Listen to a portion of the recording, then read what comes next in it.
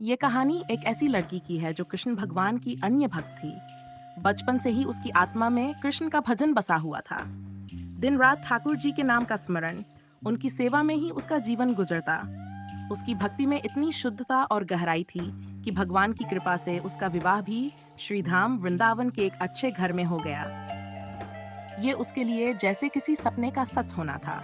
जहां उसका बचपन ठाकुर जी की भक्ति में बीता, वहीं अब उसकी गृहस्थी भी उसी पावन धाम में बसने वाली थी। विवाह के बाद जब वह पहली बार वृंदावन पहुंची, तो नववधू होने के कारण घर से बाहर नहीं जा सकी। कुछ समय बाद मायके से लौटने पर उसका पति उसे यमुना किनारे ले गया और खुद स्नान करने चला गया। उसे एक पेड़ के नीचे बैठा दिया।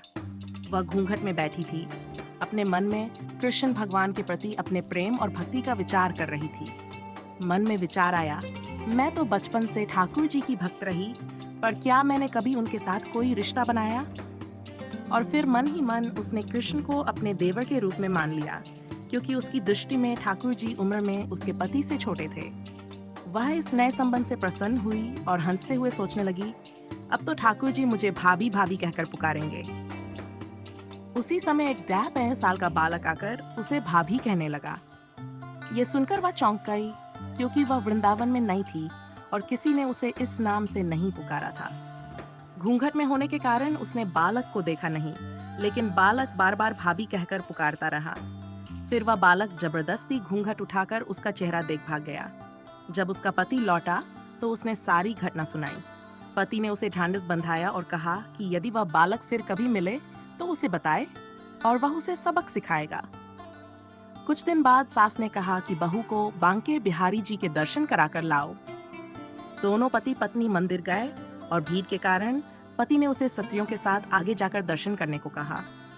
घूंघट में होने के कारण वह झिझक रही थी कि कोई उसे बिना घूंघट के देख न ले। पति ने उसे घूंघट उठाकर दर्शन करने के लिए कहा।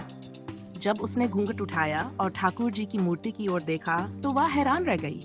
बांके बिहारी की मूर्ति के स्थान पर वही बालक मुस्कुरा रहा था, जिसने उसे भाभी कहकर पुकारा था। ये देखकर वह जोर से चिल्लाई और अपने पति को बुलाया। पति ने आकर पूछा, क्या हुआ? वह बोली, वह बालक मिल गया। पति ने जब देखा कि वह बालक और कोई नहीं बल्कि स्वयं ठाकुर जी हैं, तो वह भी स्तब्ध रह गया। उसने कहा, तुम्हारा भाग्य धन्य है। इतने वर्षों से मैं वृंदावन में हूँ, लेकिन मुझे कभी ठाकुर जी के ऐसे दर्शन नहीं हुए।